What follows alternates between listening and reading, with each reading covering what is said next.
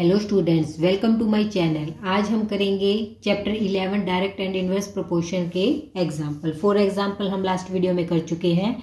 अब हम स्टार्ट करेंगे एग्जाम्पल नंबर 5 से। तो चलिए स्टार्ट करते हैं। एग्जाम्पल नंबर 5 क्या है हमारे पास? The scale of a map is given as 1:3 और साथ में हमारे पास क्या है, कितनी जीरो है? 7 जीरो। तो 3 से हम ले सकते हैं 3 × 10⁻⁷ Two cities are 4 centimeter apart on the map. Find the actual distance between them. तो देखिए स्टूडेंट्स, पहले आप क्वेश्चन को समझिए। क्वेश्चन में हमें क्या दिया गया है? The scale of a map. एक मैप है जिसका स्केल हमें क्या दे रखा है? 1:3 × 10⁻⁷। तो हमें ये क्या दे रखा है? मैप पे स्केल दे रखा है। 2 cities are 2 centimeter apart। और मैप पे ही 2 सिटी है, कोई भी 2 सिटी है मैप पे, उनके बीच का डिस्टेंस कितना गिवन है हमें? 4 सेंटीमीटर। तो हमें क्या बताना है? Find the actual distance. हमें मैप पे तो हमें 4 सेंटीमीटर डिस्टेंस दे रखा है, लेकिन हमें क्या बताना है कि एक्चुअल में उन दोनों सिटीज के बीच में कितना डिस्टेंस होगा। तो स्टूडेंट्स, इसमें हमें 2 चीजें क्या क्या गिवन है? एक तो हमें डिस्टेंस गिवन है मैप पे, और एक हमें एक्चुअल डिस्टेंस। 2 चीजों के बारे में यहाँ बताया गया है। तो अब हम यहाँ क्या करेंगे? उसी को हम लेट कर लेंगे। तो चलिए, let the distance on map. Map के बीच में जो मैप पे जो हमें डिस्टेंस दिया गया है उसे हमने क्या मान लिया है? x centimetre. और एक्चुअल डिस्टेंस को हमने क्या मान लिया है? y। And the distance, actual distance को हमने क्या मान लिया?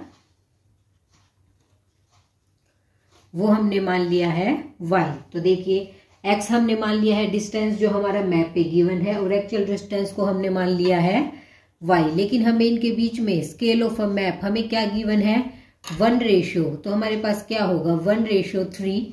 1 2 3 4 5 6 7 जीरो हमारे साथ। तो ये हमारा किसके इक्वल हो जाएगा? ये हमारा इक्वल होगा x:y, क्योंकि हमारे पास क्या है? इसका स्केल हमें क्या दे रखा है? 1:3 × 10⁻⁷। तो इसे मैं क्या लिख सकती हूँ? 1/। रेशो में है तो इसे हम अपोन में लिखेंगे, तो हमारे पास आ जाएगा 1/3।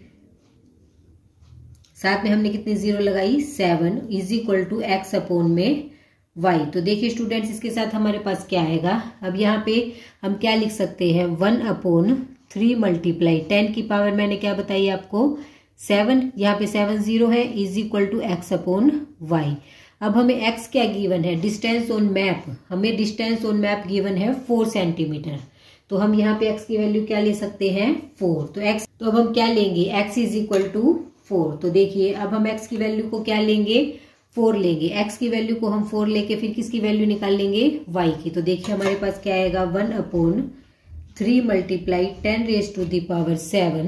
10⁻⁷ यहाँ पे हमारे पास आएगा 4/y। यहाँ से हम क्रॉस मल्टीप्लाई करेंगे तो 1 और y को मल्टीप्लाई करेंगे तो हमें क्या मिला? y। और साथ में हम किसको मल्टीप्लाई करेंगे? 4 × 3 और साथ में 10⁻⁷। तो देखिए स्टूडेंट्स, इसके बाद हमारे पास क्या आएगा? 4 और 3 को मल्टीप्लाई किया है तो हमें मिला 12 × 10⁻⁷। हमारे पास आ जाएगा 12 × 10⁻⁷। तो ये हमारा क्या है? सेंटीमीटर में। लेकिन हम क्या करेंगे? अब एक्चुअल डिस्टेंस तो हमारा किस चीज में होता है? किलोमीटर में। तो देखिए, सेंटीमीटर को अब हम किस में चेंज करेंगे? किलोमीटर में। अब यहाँ पे अब हम क्या करेंगे? हमें ये पता है कि 100 सेंटीमीटर = 1 मीटर होता है। तो इसमें हम 10⁻⁷ है, 10⁻⁷। इसका मतलब हमने कितनी जीरो ली है? हमारे पास कितनी जीरो है? 7। ये हमारी सेंटीमीटर में है।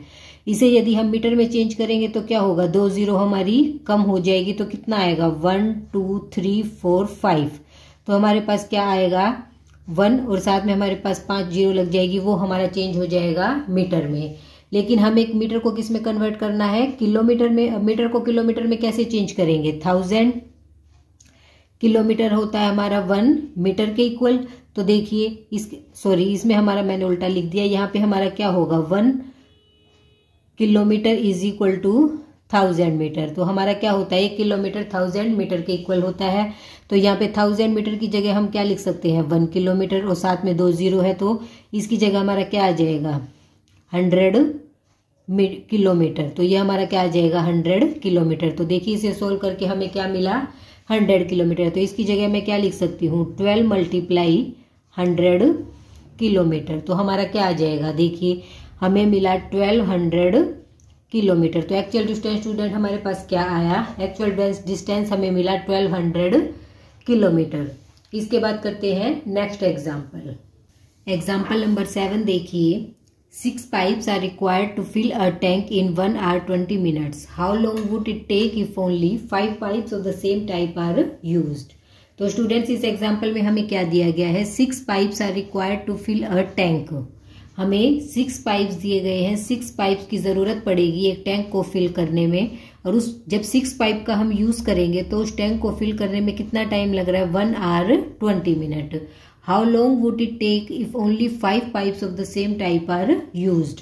तो इसमें हमसे ये पूछा गया है कि यदि 6 पाइप की बजाय हमारे पास कितने पाइप हैं 5 पाइप्स हैं, तो उसी टैंक को फिल करने में कितना टाइम लगेगा। तो देखिए स्टूडेंट्स इसमें हमें दो चीजें गिवन है, एक तो हमें नंबर ऑफ पाइप दिए गए हैं और दूसरा हमें टाइम गिवन है। तो सबसे पहले तो हम क्या लिखेंगे, हमें दो चीजें गिवन है, number of pipes. Number of pipe हमें क्या दे रखे हैं 6। यदि हमारे पास कितने पाइप हैं 6 पाइप है, तो टाइम कितना यूज होगा उनको टैंक को फिल करने में, टाइम यूज होगा 1 hour 20 minutes। तो 1 hour 20 minutes। तो देखिए स्टूडेंट्स इसको मैं क्या कर लेती हूँ मिनट में चेंज कर लेती हूँ। 1 hour हमारा कितने मिनट के इक्वल होता है 60 मिनट और साथ में 20 मिनट। तो क्या हो जाएगा, इसकी जगह हम क्या लिख सकते हैं 80 मिनट। तो देखिए अगर हमारे पास 6 पाइप है तो टैंक को फिल करने में कितना टाइम लग रहा है 80 मिनट।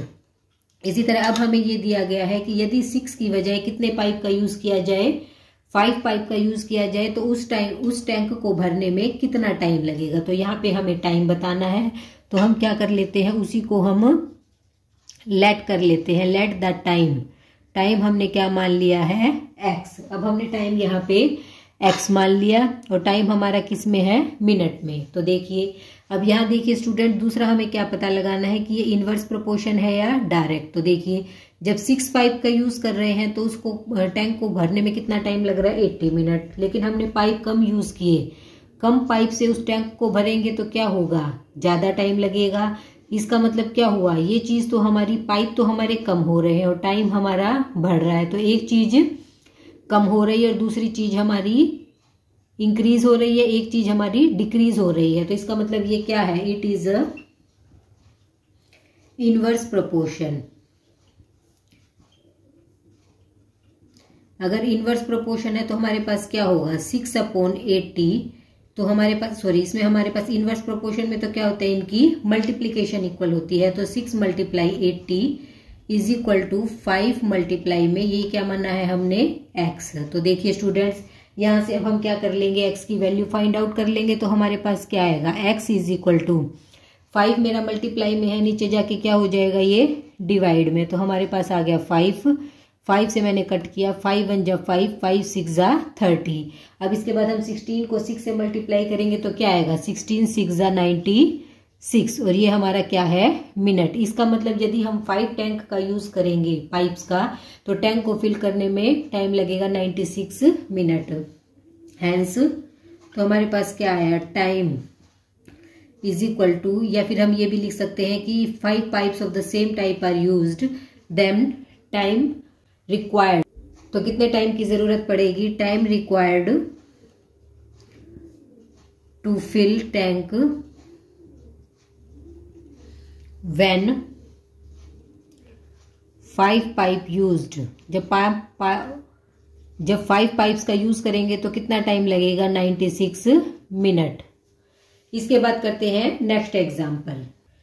नेक्स्ट एग्जाम्पल देखिए, there are 100 students in a hostel, food provision for them is for 20 days. How long will this provision last if 24 more students join the group? तो देखिए स्टूडेंट्स इसमें हमें क्या क्या दिया गया है, पहले इस क्वेश्चन को समझिए। स्टूडेंट्स कितने हैं, एक हॉस्टल में स्टूडेंट है 100, उनके लिए फूड प्रोविजन चलाया गया है कितने दिनों के लिए 20 डेज के लिए। How long will this provision last, तो वो जो प्रोविजन है वो कितने दिनों तक चलेगा इफ 24 मोर स्टूडेंट्स, यदि हम उसमें क्या करें हॉस्टल में 24 स्टूडेंट्स और ऐड कर दें। तो देखिए स्टूडेंट्स, यहाँ पे हमें दो चीजें क्या क्या दी गई हैं। एक तो हमें दिया गया है नंबर ऑफ स्टूडेंट्स, एक तो यहाँ पे स्टूडेंट्स गिवन है और दूसरा गिवन है डेज, नंबर ऑफ डेज। तो इसका मतलब देखिए स्टूडेंट यहाँ पे कितने थे, अगर 100 स्टूडेंट्स थे तो फूड प्रोविजन कितने दिनों तक चला, 20 डेज तक। अब यहाँ पे दिया गया है कि यदि उसमें 25 बच्चे और जोड़ दिए जाएं, 100 में यदि हम क्या करें 24 और ऐड कर दें तो कितने हो जाएंगे 125। तो हमारे पास स्टूडेंट्स कितने हैं अब 125, तो वो प्रोविजन कितने दिनों तक चलेगा। स्टूडेंट्स जो चीज हमें फाइंड आउट करनी होती है उसी को हम क्या कर लेते हैं, लेट कर लेते हैं। तो हम क्या लेंगे, लेट प्रोविजन लास्ट 4 डेज, कितने दिनों तक चलेगा वो हमने क्या मान लिया है, एक्स। अब देखिए स्टूडेंट्स, यदि 100 स्टूडेंट्स थे तो वो प्रोविजन कितने दिनों तक चला, 20 डेज तक। यदि स्टूडेंट्स को हम बढ़ा देंगे तो क्या होगा, वो प्रोविजन फूड प्रोविजन कितने दिनों के लिए चलेगा, कम के लिए। एक चीज हमारी बढ़ रही है तो दूसरी चीज हमारी कम हो रही है, तो इसमें हमारे पास क्या आ जाएगा, इनवर्स प्रोपोर्शन। तो इसे हम क्या लिखेंगे, इट इज इनवर्स प्रोपोर्शन। तो ये इनवर्स प्रोपोर्शन है तो क्या होगा, 100 × 20 इज इक्वल टू 125 मल्टीप्लाई में एक्स। तो यहां से हम क्या करेंगे, एक्स की वैल्यू फाइंड आउट कर लेंगे। ये मेरा मल्टीप्लाई में है, इसे हम क्या ले जाएंगे, डिवाइड में। तो 125 को हमने किया है डिवाइड। अब मैं इसे 5 से कट कर दूंगी, 5 4 = 20, 5 2 = 10, 5 5 = 25, 5 5 = 25। इसे फिर से कट कीजिए, 5 2 = 10 और 0, 5 4 = 20, 4 4 = 16। इसका मतलब वो प्रोविजन कितने दिनों तक चला, 16 डेज तक। तो हमारे पास क्या आ जाएगा, provision last 4 days equal to 16। Hence provision last 4 days, कितने दिनों के लिए चला वो, 16 डेज के लिए। इसके बाद करते हैं नेक्स्ट एग्जाम्पल। एग्जाम्पल नंबर 9 देखिए, if 15 workers can build a wall in 48 hours, how many workers will be required to do the same work in 30 hours. तो देखिए स्टूडेंट्स, क्वेश्चन में हमें क्या दिया है, वर्कर्स कितने हैं, 15 वर्कर्स हैं जो एक वॉल को तैयार करने में, दीवार को बनाने में कितना टाइम लेते हैं, 48 आवर्स। आगे हमसे ये पूछा गया है कि हमें कितने वर्कर्स की जरूरत पड़ेगी, how many workers will be required. इसका मतलब कितने वर्कर्स की जरूरत पड़ेगी to do the same work, same wall उन्हें तैयार करनी है। अगर उनको कितना टाइम लगे, 30 आवर्स में वो उस वॉल को तैयार करे तो उन्हें कितने वर्कर्स की जरूरत पड़ेगी। तो देखिए स्टूडेंट्स, इसमें हमसे क्या क्या दिया गया है, हमें दो चीजें दी गई हैं। एक तो हमें दे रखा है नंबर ऑफ वर्कर, यहाँ पे हमें नंबर ऑफ वर्कर दे रखा है और साथ में हमें दे रखा है टाइम। तो देखिए अब यहाँ पे हमारे पास है नंबर ऑफ वर्कर 15 है, तो उसे कितना टाइम लगा, 48 आवर्स। तो ये हमारा किस में है, आर में है। इसके बाद देखिए यदि उसके पास उसे कितना टाइम लगा, 30 आवर्स लगे, तो उसे कितने वर्कर्स की जरूरत पड़ेगी। तो हमें क्या फाइंड आउट करना है, नंबर ऑफ वर्कर्स। तो उसी को हम क्या कर लेते हैं, लेट कर लेते हैं। Let number of worker, number of worker कितने मान लिए हमने, एक्स। अब आगे हम क्या देखेंगे, आगे हम ये देखेंगे कि ये डायरेक्ट प्रोपोर्शन है या इनवर्स। तो देखिए स्टूडेंट्स, 48 आवर्स में काम खत्म करते हैं तो कितने वर्कर की जरूरत पड़ी, 15 वर्कर्स की। लेकिन वही काम कम टाइम में खत्म हुआ है तो कितने वर्कर की जरूरत पड़ेगी। देखिए अगर हमने जल्दी काम खत्म किया है तो इसका मतलब क्या होगा, वर्कर ज्यादा होंगे, ज्यादा लोग उस काम को करेंगे तभी वो काम कम टाइम में फिनिश हो पाएगा। तो यहाँ क्या है, देखिए टाइम कम लग रहा है लेकिन वर्कर क्या जरूरत पड़ रही है, ज्यादा। तो एक चीज कम है और एक चीज ज्यादा, तो यहाँ पे क्या है, it is an inverse proportion.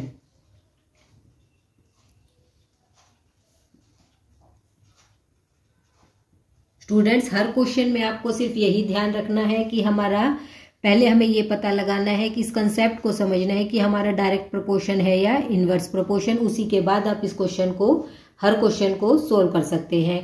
ये आपका कंसेप्ट बहुत इजी है जिसे आप खुद फाइंड आउट करेंगे कि हमें कम काम कर, जैसे इसमें आपने यही एग्जाम्पल लिया, इसी तरह आपको हर क्वेश्चन में खुद ही फाइंड आउट करना है कि हमें इस काम को करने में ज्यादा टाइम लग रहा है, कम लग रहा है। एक चीज हमारी बढ़ रही है और दूसरी घट रही है, या दोनों चीजें हमारी बढ़ रही है। तो जितने आप क्वेश्चंस की प्रैक्टिस करेंगे आपको ये कंसेप्ट क्लियर होंगे। तो देखिए ये हमारा इनवर्स प्रोपोर्शन है, तो क्या होगा 15 multiply 48 is equal to 30 multiply में x। तो यहां से हम क्या करेंगे, अब x की वैल्यू को फाइंड आउट कर लेंगे। 15 मल्टीप्लाई में 48 अपॉन में 30, ये 30 मल्टीप्लाई में था, यहाँ डिवाइड में चला गया। 15 1 जा 1, 15 2 जा 30, अब 2 से करेंगे तो 2 2 जा 4, 2 4 जा 8, तो यहाँ पे हमें क्या मिला 24। इसका मतलब नंबर ऑफ वर्कर कितने जरूरत पड़ेंगे 24। उसी दीवार को बनाने में अगर उसने 30 आवर्स का टाइम लिया है तो कितने वर्कर की जरूरत पड़ेगी 24। तो इसी के साथ हमारे एग्जाम्पल्स कंप्लीट होते हैं और chapter direct and inverse proportion भी कंप्लीट होता है। और स्टूडेंट्स फिर भी आपको कोई डाउट हो, कोई भी चीज आपको नहीं समझ आ रही है, तो आप मेरे इंट्रोडक्शन वीडियो में जाइए, सभी कंसेप्ट्स को समझिए ताकि आपको सभी क्वेश्चंस अच्छे से क्लियर हो सके। Thank you.